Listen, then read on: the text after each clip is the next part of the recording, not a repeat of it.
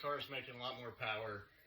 The LSJ brakes that came on the SS are not keeping up with what we got to do here. So I'm going to make a short video on brake upgrade that we have planned. So one of the concerns is you can go big brakes, but then you're limited to 18-inch wheels. I plan to put some drag tires on here at some point, and so I need the ability to go a little bit smaller on wheel size so I can fit a stickier tire. So my options were a little bit limited, but essentially the 2008 through 2010 Cobalts come with Brembo brakes standard on the SS model. So that's what we're going to put on the Japeatr. So what we did is we ordered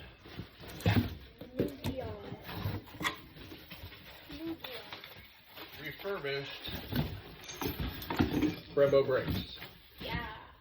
And we're going to go from the stock 11.5-inch rotor up to a 12.25-inch rotor with a multi-piston caliper that can allow us to stop harder. So these are not in bad shape. They've been rebuilt. All the seals have been changed out. But I am planning on powder coating these at work. So let me show you what we're working with here.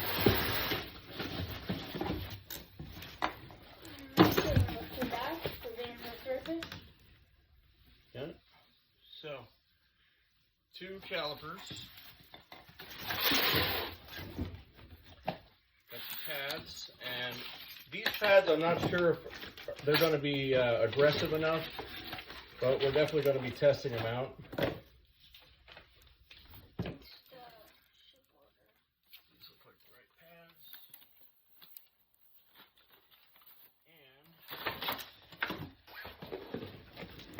And we got new rotors, and these are bigger than what we have on there today. Yeah. So along with the pads and the calipers and the hardware, what else is going to be required to fit these on is some shims.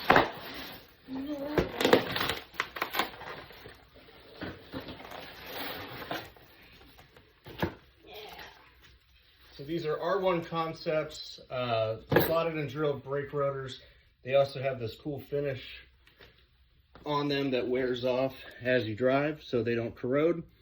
So we're going with these black rotors that will wear silver, obviously. And we're going to powder coat these refurbished Brembo calipers. We're going to powder coat them red, and I'll show you that in a second. But in order to fit LNF brake rotors on an LSJ car, we've got to put in a slight shim or spacer behind the hub bearing in order to allow the offset between the rotor and the caliper bracket to be trued up. So the benefit to working at the shop I work at is we can powder coat. So these beautiful black Brembos are going to be a bright red once I sandblast and powder coat these in the oven. These are the brake pads. Brake pads. And then I somehow ended up with multiple sets of brake hardware. So not only did the pads come with a set of slide pins and hardware. So we got 2 pounds of powder coat. That should be enough to not only do these 2 calipers, but also the 4 calipers on the car. And we got some pretty awesome looking rotors that we'll throw on as well. So looking pretty sick. Pretty sick, I agree. So we'll get the car jacked up, get the brakes pulled off. What I'll do is I'll run the 4 calipers that are on the car plus the 2 new ones up to the shop and hopefully have those powder coated next week. And then we toss it all together.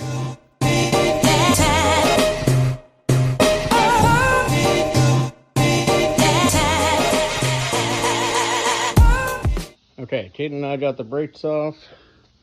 Right now we've got the lines in a bag so it doesn't leak everywhere. We're going to have to remove the bolts for the hub and slide the hub out slightly. We've already taken the axle nut off, and that will allow us to install our shim spacer for the new rotors. So we won't be needing the LSJ rotors, and we can show a size comparison here in just a minute. Okay, so this is an LSJ brake rotor. It's 11.5 inches. This is the L&F Brembo rotor that we're upgrading to, and it is 12.25 inches. So not only is it a bigger diameter for more clamping force and more swept pad area, but we're also going with the calipers that have more force and more pistons to spread that force. So this should be a pretty good upgrade.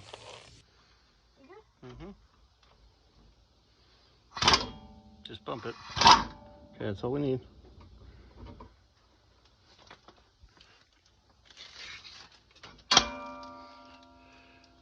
Okay, drain that into the bowl. Perfect. Just set it on there.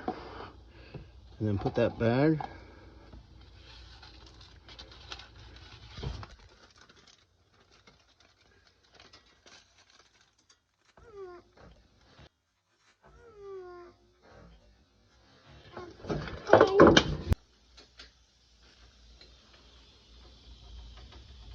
So I got to take the hub bearing off in order to put one of the spacers in there.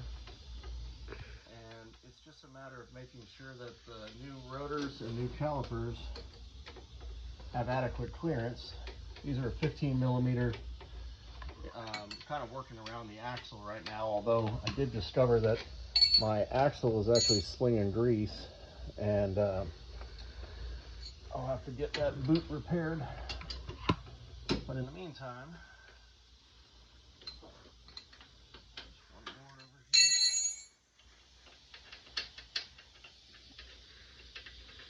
here. And it should just be a matter of persuading the bearing off. I already got the axle nut removed. Axle nut's a 30 millimeter. Alright, so here's the bearing. And there's an electrical connector here, but what I'm going to do, actually, probably worth the effort to wipe it down real quick. So here's the bearing. And we are going to put one of these spacers behind here. I think we can get rid of this one, but I'm going to double check it both ways. So here is the spacer.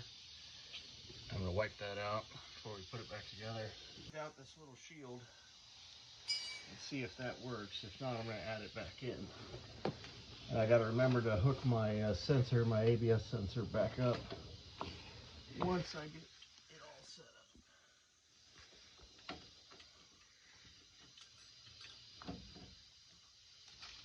Just line our axle up and throw a bolt in it.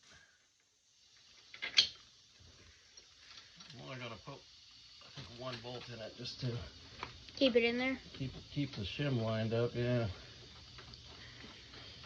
I can just tighten that down by hand with my fingers for now. Just so it's in there.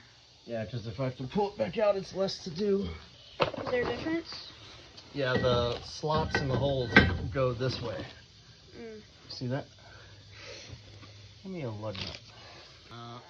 Probably all you Hand can, tight. yeah, well, probably all you can do, because these aren't going to bottom out like I thought they would. Alright, let's grab a caliper. No, we're just test fitting. Oh, yeah? Because remember, these are getting powder coated? Yeah. All I wanted to do. Strong. Oh, that looks good. The black on black looks good. With the matte finish. Uh-huh. And then the glossy, But kind of. But when you're done powder coating, don't you put new pads on? yes. Okay. I think we're going to need that other spacer. Yeah, I think we're going to need that other spacer. Okay, where is... There it is.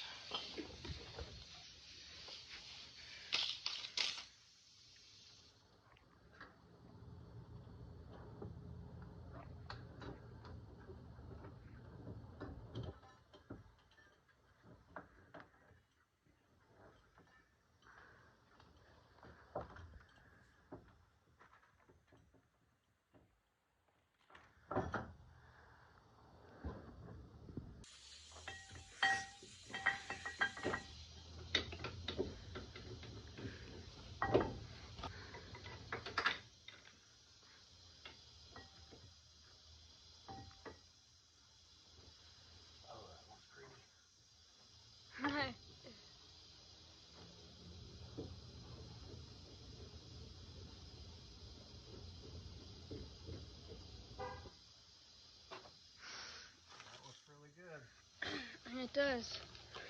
Let me see this.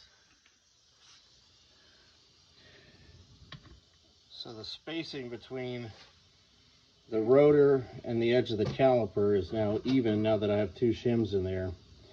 And that means that there's not going to have any drag or anything like that on the pads. So that's good. So what I can do is I can pull this off. How's this look? Oh, that looks sharp. Yeah. Super cool. Okay, well, I'll pull this off. I'll tighten those hubs up. I need to figure out what to do about this axle. Is this the axle? Yeah, you see how all that grease is there? Yeah. That boot holds the grease, and just like the Traxxas? it looks like that it's starting to sling grease. But I was having some axle shake, and I'm wondering if it's not from the boot. Well, these axles look pretty grimy and rusty.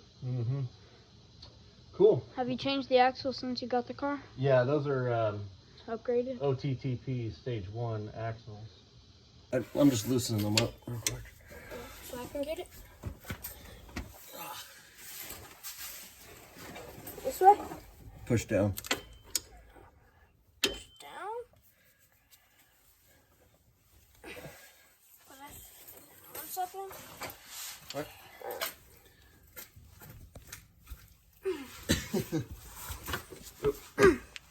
You watch her get over the camera.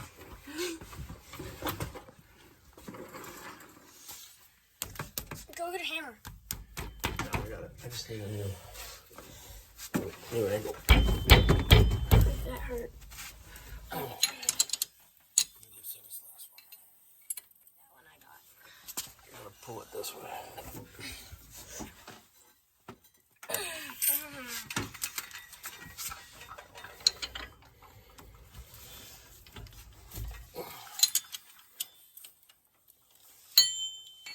Did you get it?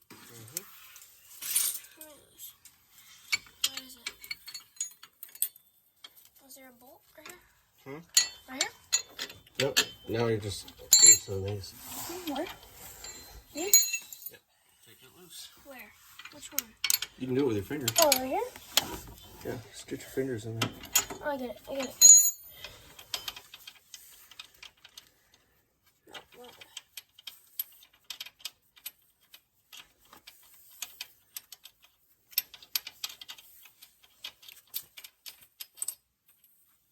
And then on the other side too? Yep.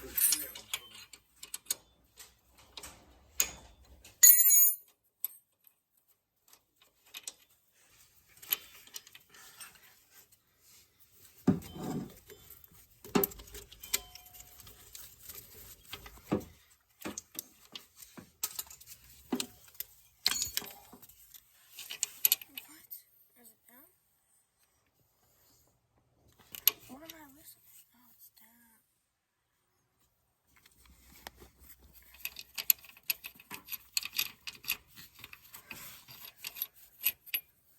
Okay, where's the last one? Right here? It's up here. Oh, it's right here?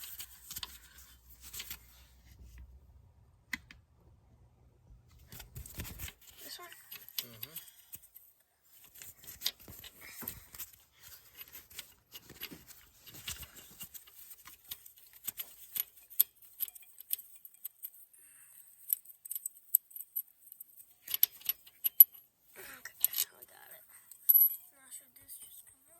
Yeah, so what we're going to do is wiggle it loose. Okay, I got that. And it might be a little bit tight. Sometimes you gotta whack it. Is there something we have to loosen? No, it's hammer time. It's hammer time. Yeah. How do I do? This is a dead blow hammer. What's a what? It's called dead blow. So what does it do? Oh, right here. That's it. We're good. I got a slam. Okay, so we're gonna grab But it's this. hammer time.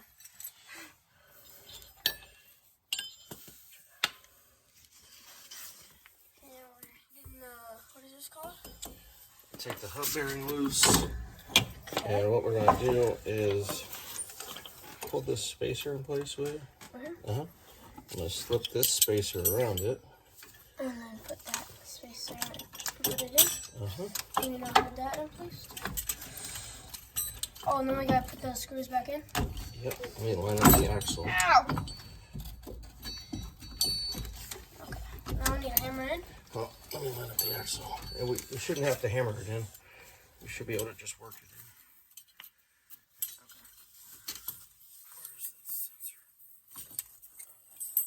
ABS sensor? It is the ABS sensor. Good job. Okay, so let's take a bolt. You don't need to hammer it. I can. Grab a bolt. Grab a bolt on that side. Bolt on this side? Yep, and then put it where it goes. And we're going to line them up. Where is the bolt? Where did I unscrew them? Over here? Right here. Here, use them for me. And then we want to tighten them? Yep, get them finger tight, and then we'll rest. Oh, get them finger tight. Oh, both of all of them? And then right here? And you want this spacer to be pretty centered.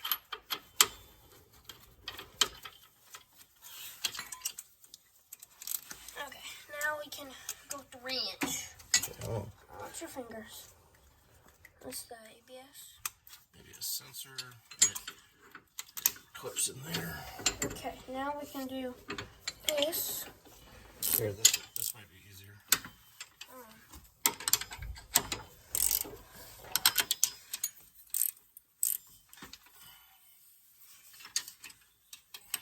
I'll do it this way.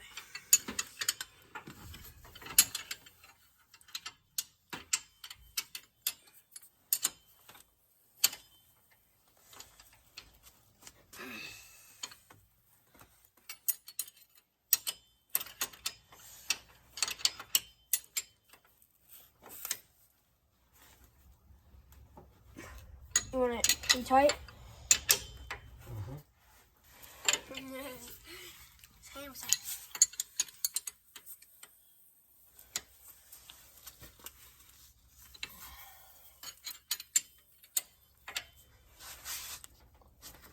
I'm gonna go one flank.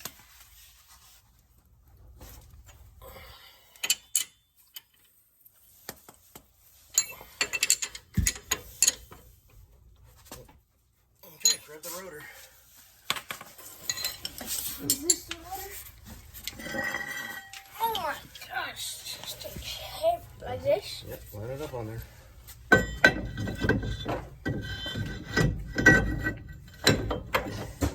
you want to, you can screw all those lid nuts up.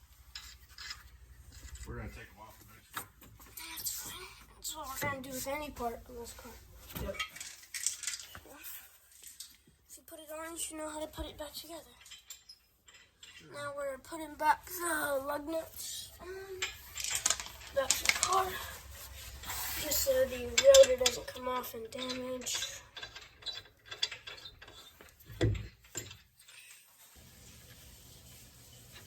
Okay. We did it. Now we put the